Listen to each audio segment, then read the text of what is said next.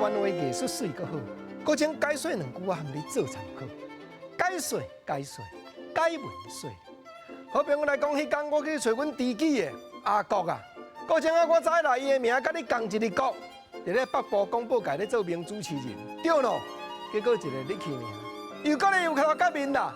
讲当今仔日阿公兄，你有搁啥物代志咧操烦？我一个助手，你捌看无？但咩咧甲我斗控音迄个？我知啊，合作位啊，迄个啊，先做眉清眼秀啊。对，即句眉清眼秀，阿公兄听着我讲尔，赶紧甲我比较，讲哦，若即句华语敢若差一字，无毋对，你内行的有咧研究台语，若华语的成语讲眉清目秀，台湾人才会老辈。包含电视内顶伫咧做小生、做小段这演员，甲改一字，互台湾人听搁较有眉清眼秀，对毋？啊，迄个阿伟啊，迄个伊是倒位无好？好，你讲伊眉清眼秀，我甲你讲啦，咱若讲一句，伊假应4、5句，着伊的你嘛假应，毋着伊的你嘛假应，喙尖字来，你敢知？我将赶紧甲答，我讲兄，即句喙尖字来。原来台语甲华语的成语，原来差一字呢？对呢。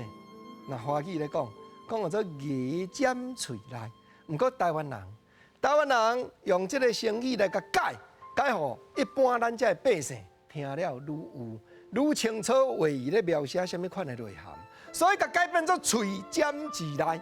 啊，台湾人牙甲齿都有差哩。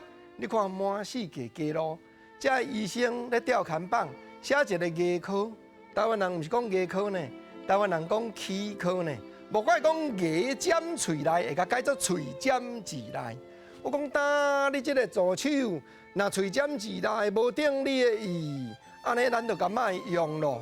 啊，毋过吼，当你要控音，要整理资料，煞无骹手呢，无法度啊！我只有是拜托阮电台董事长重新搁再招军卖嘛。哦，讲甲来到遮尔，搁将原来甲阿公兄答讲。